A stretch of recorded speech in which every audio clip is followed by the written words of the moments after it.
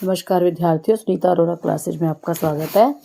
आज हम पढ़ेंगे कक्षा 7 की संस्कृत दीपकम से उसका द्वितीय पाठ नित्यम पिबामः सुभाषित रसम। नित्य सुभाषितों का रस पीते हैं। नित्यम मीन्स सदैव, हमेशा। पिबामः मीन्स पीते हैं। और सुभाषित रस मीन्स सुंदर कथन का रस, मतलब सु मीन्स सुंदर, भाषित मीन्स कथन, सुंदर वचन, सुंदर कथन या मधुर वचन। तो ये जो पाठ है इसमें ज्ञानोपयोगी एवं जीवन के चहुमुखी विकास के लिए अत्यंत उपयोगी सुभाषितों का संग्रह है। इस पाठ में पाठ का शीर्षक यह है कि हम सुभाषित अर्थात सुंदर ज्ञानवर्धक वचनों का रस पीते हैं, यानी कि आनंद लेते हैं। सुभाषित महान विभूतियों एवं कवियों द्वारा कहे गए वे अमृत रूपी वचन हैं, जिनका यदि जीवन में पालन कर लिया जाए तो मनुष्य दुर्व्यसनों और दुराचारों के दलदल में कदापि नहीं फंसेगा। अतः विद्यार्थियों को नित्य ही सुभाषितों का अध्ययन करना चाहिए। अपना सुखमय जीवन बनाने के लिए, वह आनंददायक जीवन बनाने के लिए इन सुभाषितों को पढ़ना और सुनना चाहिए। तो पाठ शुरू होता है एक संवादात्मक शैली में। बच्चे जो हैं अध्यापक से, शिक्षक से पूछ रहे हैं, महोदय अस्माकं विद्यालयस्य भित्तौ अयोग्यः पुरुषो न अस्ति, योजकस्तत्र दुर्लभः इति लिखितम् अस्ति, अस्य का भावः इति कृपया बोधयतु।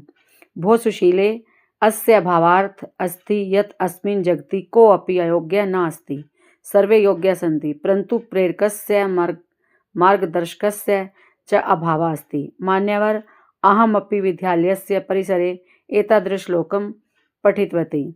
रमे एतानि सुभाषितानि सन्ति, अस्माकं चिन्तन विकासाय एव एतानि सुभाषितानि विद्यालयस्य परिसरे स्थापितानि।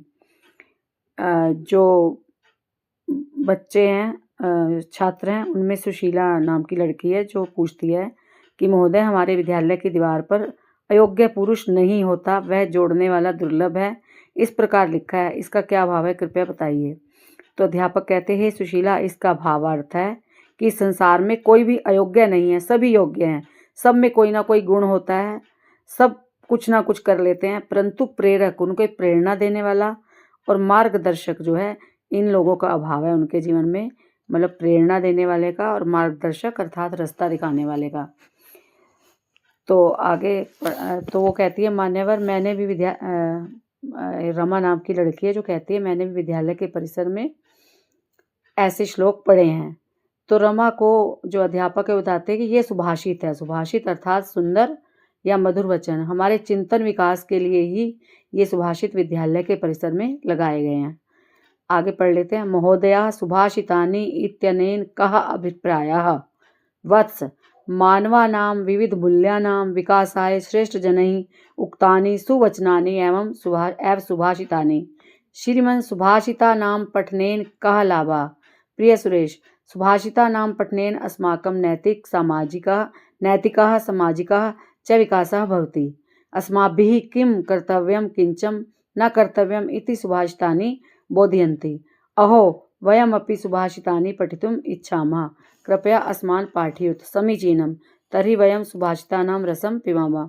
महोदय, सुभाषित से क्या अभिप्राय है? बच्चे अब अध्यापक से पूछ रहे हैं कि सुभाषित से क्या अभिप्राय है। तो अध्यापक बताते हैं कि वह मनुष्यों के विविध मूल्यों के विकास के लिए श्रेष्ठ जनों द्वारा, श्रेष्ठ लोगों द्वारा, उत्तम लोगों द्वारा जो कहे गए सुंदर वचन हैं, वे ही सुभाषित हैं। श्रीमान, सुभाषितों को पढ़ने से क्या लाभ है? तो अध्यापक बोलते हैं, प्रिय सुरेश, सुभाषित पढ़ने से हमारा नैतिक अर्थात मोरल लाइफ और सामाजिक सोशल डेवलपमेंट होता है। मोरल और सोशल डेवलपमेंट होता है, मतलब हमारा नैतिक और सामाजिक विकास होता है। हमारे द्वारा क्या करना चाहिए और क्या नहीं करना चाहिए, अर्थात क्या सही है हमारे लिए और क्या गलत है, ऐसा सुभाषित हमें बोध कराते हैं, हमें ज्ञान देते हैं। अरे हम भी सुभाषित पढ़ना चाहते हैं, कृपया हमें पढ़ाइए। उचित है, हम सब सुभाषितों का आनंद लेते हैं, रस पीते हैं। रस मतलब आनंद लेते हैं। तो शुरू करते हैं हम श्लोक इसके सुभाषित के। वस्त्रेण वपुषा वाचा विद्यया विनयेन च वकारैः पंचभिर्युक्तो नरो भवति पूजितः। इसका अन्वय पढ़ लेते हैं। वस्त्रेण वपुषा वाचा विद्यया विनयेन च इति एतै पंचमी वकारे युक्त नरः पूजिता भवति। अर्थात वस्त्र से, शरीर से, वाणी से, विद्या से और विनय से 5 वकारों से युक्त मनुष्य सम्मानित होता है। मतलब वह जो वर्ण है, इससे जो 5 शब्द हैं अगर हमारे जीवन में हैं तो हम सम्मानित होते हैं। वस्त्र से अर्थात कपड़ों से, और वपुषा मतलब शरीर से, और वाचा मतलब वाणी से, और विद्या मतलब शिक्षा से, और विनय से। ये जो 5 वकार हैं इससे जो युक्त मनुष्य होता है, 5 गुणों से युक्त मनुष्य हमेशा सम्मानित होता है, अर्थात उनका हर कोई सम्मान करता है। अगला पढ़ लेते हैं। षड्दोषा पुरुषेण हातव्या भूतिमिच्छिता निंद्रा तंद्रा भयम क्रोधा आलस्यम दीर्घसूत्रता। इसका अन्वय देख लेते हैं। यह भूतिम इच्छिता पुरुषेण निंद्रा तंद्रा भयम क्रोधा आलस्यम दीर्घसूत्रता षड्दोषा हातव्या। तो इसका जो भावार्थ है ये बताया गया कि इस संसार में ऐश्वर्य चाहने वाले पुरुष के अंदर ये 6 जो दोष हैं वो नहीं होने चाहिए।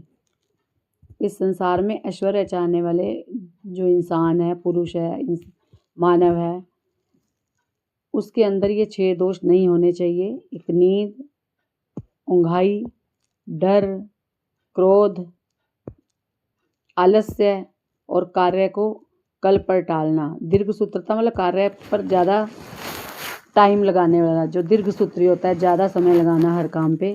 और ऊंघाई अर्ध निंद्रा, नींद में ही रहे जो, और काम को बहुत देर तक करे थोड़े से काम को, और डर कर रहे, और जिसके क्रोध बहुत आता हो, गुस्सा बहुत आता हो, और जो आलस करता हो और सोया रहता हो, उसको ये 6 दोष जो है त्याग देने चाहिए।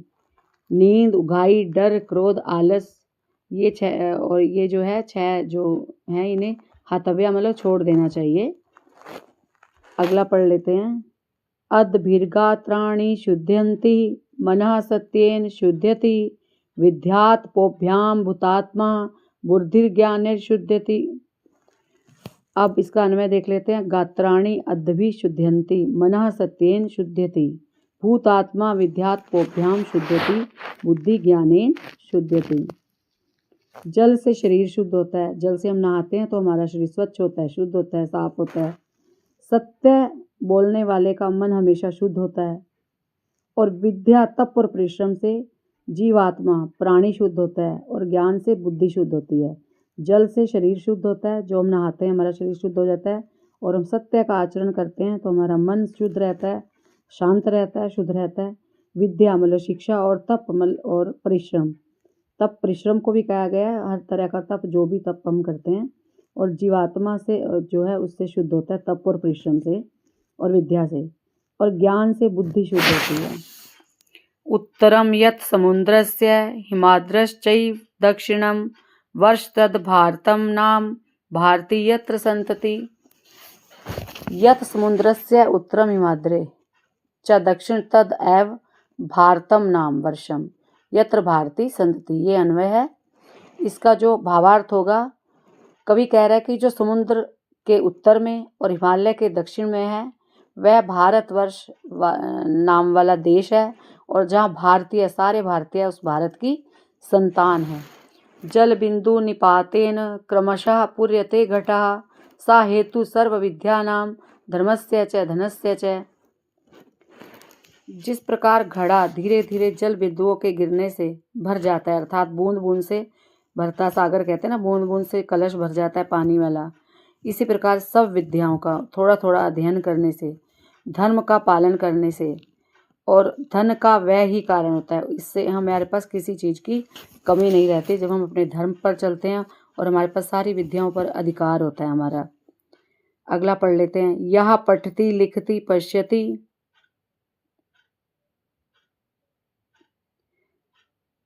यह पठति लिखति पश्यति परिपृच्छति पंडितानुपाश्रयति तस्यै दिवाकरैः किरणैः नलिनीद नलिनीदलमिव विस्तारिता बुद्धि। जो पढ़ता है, लिखता है, देखता है,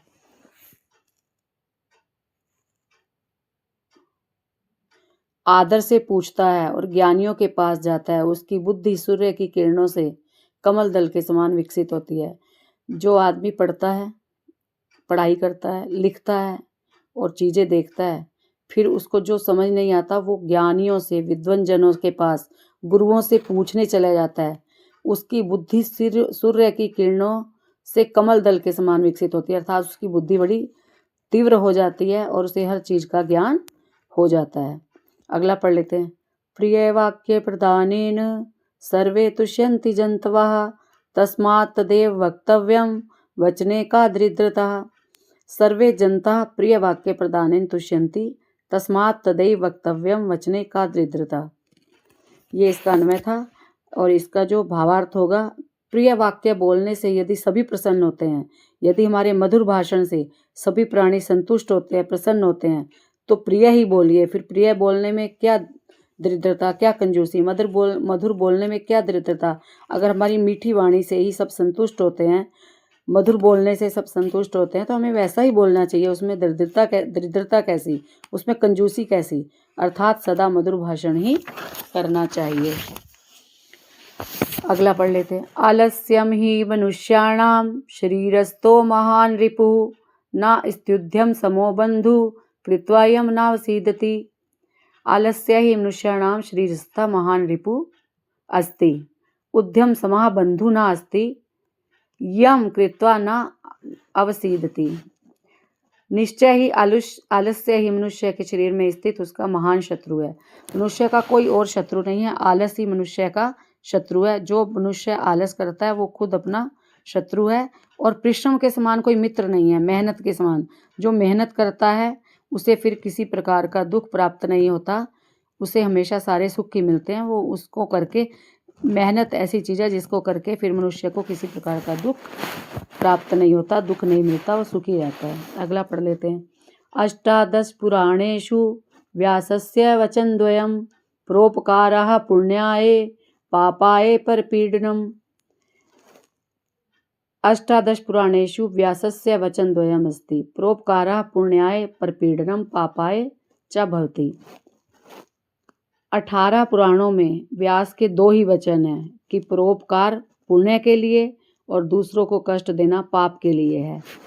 हर कोई यही कहता है कि हमें हमेशा दूसरों की भलाई करना चाहिए, दूसरों की मदद करनी चाहिए, दूसरों का हित करना चाहिए, कभी किसी का दिल नहीं दुखाना चाहिए। अगर हम दूसरों का हित करेंगे तो हमारे पुण्य संग्रह होंगे, और अगर हम दूसरों को कष्ट देंगे तो हमें पाप का सामना करना पड़ेगा, अर्थात हमें कष्ट भोगना पड़ेगा। इसलिए हमेशा जो है परोपकार करना चाहिए। तो दोबारा से एक बार इन श्लोकों को दोबारा से पढ़ लेते हैं। वस्त्रेण वपुषा वाचा विद्यया विनयेन चाह वकारै पंचभिर्युक्तौ नरो भवति पूजितः षड्दोषा पुरुषेण हातव्या भूतिमिच्चितः निन्द्रा तन्द्रा भयं क्रोध आलस्यं दीर्घसूत्रता अर्धभिर्गात्राणि शुध्यन्ति मनः सत्येन शुध्यति विद्या तपोभ्यां भूतात्मा बुद्धिर्ज्ञानेन शुध्यति। उत्तरं यत् समुद्रस्य हिमाद्रेश्चैव दक्षिणं वर्षं तद् भारतं नाम भारती यत्र सन्तति। जलबिन्दुनिपातेन क्रमशः पूर्यते घटा सा हेतु सर्वविद्यानां धर्मस्य च धनस्य च। यह पठति लिखति पश्यति परिपृच्छति पंडितानुपाश्रयति तस्य दिवाकर किरणैः नलिनीदलमिवं विस्तारिता बुद्धि। प्रियं वाक्यं प्रदानेन सर्वे तुष्यन्ति जन्तवः तस्मात् तदेव वक्तव्यं वचने का दृढ़ता। आलस्यं हि मनुष्याणां शरीरस्थो महान् रिपुः न स्तुत्यं समो बन्धु कृत्वायं नावसीदति। अष्टादश पुराणेषु व्यासस्य वचनद्वयं परोपकारः पुण्याय पापाय परपीडनम्। नमस्कार विद्यार्थियों, धन्यवाद। आशा करती हूँ आपको ये श्लोक और श्लोकों का भावार्थ समझ में आ गया होगा। तो आप चैनल को सब्सक्राइब करें, लाइक करें, कमेंट करें। धन्यवाद।